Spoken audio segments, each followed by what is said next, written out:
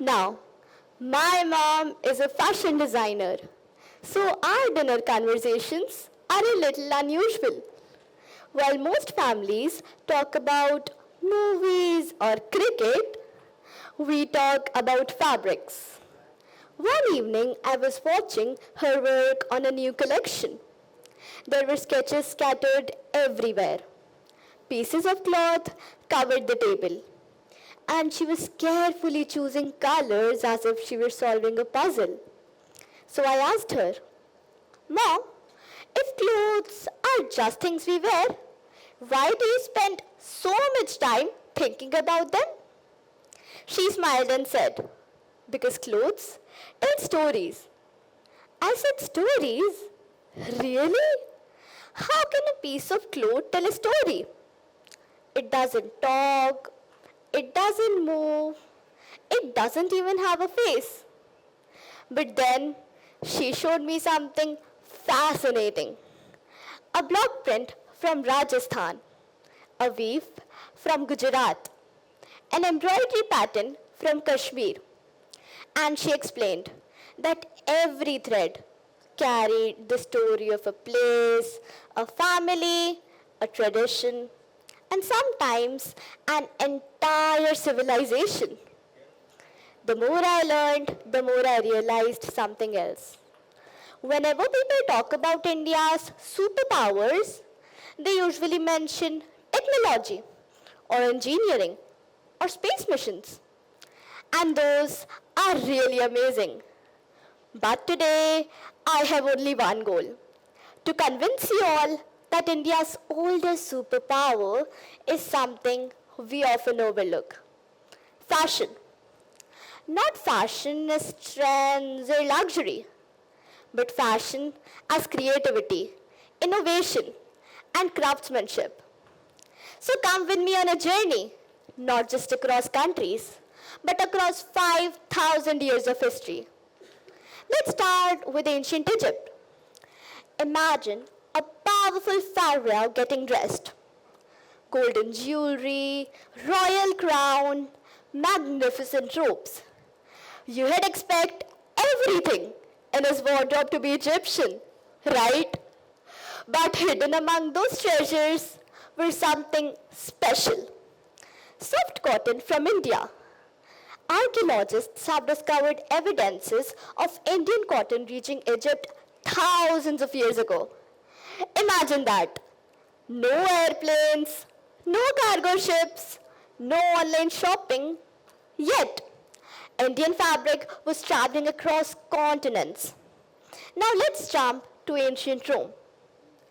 Picture a Rome senator complaining loudly. Some things never change.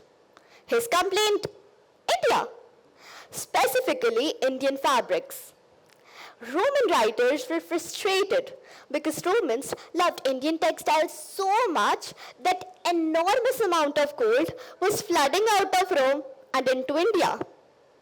Imagine making something so desirable that an entire empire worries in spending too much money on it. That's influence. But India wasn't just making clothes.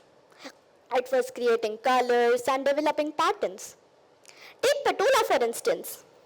At first glance, it looks beautiful. But when you understand how it's made, it feels more like mathematics. When I first learned about patola, I thought, wait a second. People call coding complicated. Try creating a perfect geometric masterpiece using thousands of threads. Now let's jump to the wild, wild, wild of West. You know those bandanas cowboys wear around their neck? Guess where the word bandana comes from? Yeah, correct. The word comes from bandhani, an Indian tie-dye tradition. And while we are at it, let's talk about another familiar word: dangari.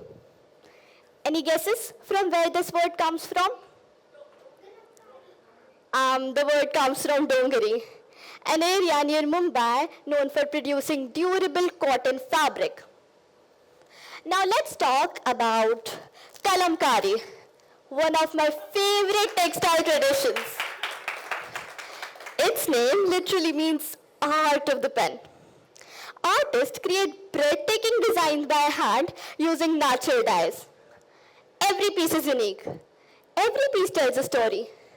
European customers absolutely love these fabrics.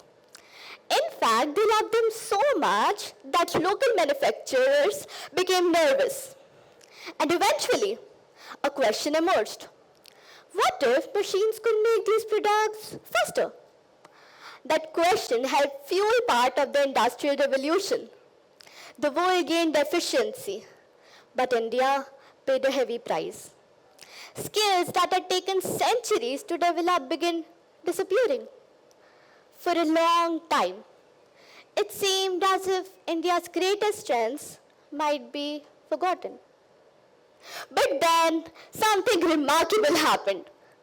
A man picked up a spinning wheel. His name was Mahatma Gandhi. Most people remember Gandhi as a political leader, but I remember him as a man who saw power in a simple thread. Because he understood. Clothing could be more than clothing. It could be a symbol. Khadi became a movement, a statement, a reminder that making something with your hands has value. And perhaps that's the real lesson of fashion. Every garment begins with an idea. An idea becomes a sketch. A sketch becomes a fabric. A fabric becomes something we wear. And suddenly, a thought inside one person's mind became part of someone else's life. Today, Indian fashion industry is one of the largest in the world. It provides livelihood to millions of people. It embraces ancient traditions while keeping modern technology in mind. And honestly, it fits nearly every Gen Z checklist. Sustainability, natural dyes, local production, handmade craftsmanship. I believe fashion deserves more respect because whenever people hear the word fashion, they usually think of shopping or celebs or runways. But I think of something different. I think of artisans who spend months creating a single masterpiece. I think of traditions passed from grandparents to grandchildren. And I think about my mom, the first person to teach me that clothes tell stories. The truth is, India has always been a nation of storytellers. Sometimes through music, sometimes through art, and sometimes through fabric. For a long time, the world listened. Maybe it's time we listen too. Because long before India powered the world's computers, India dressed the world. Thank you.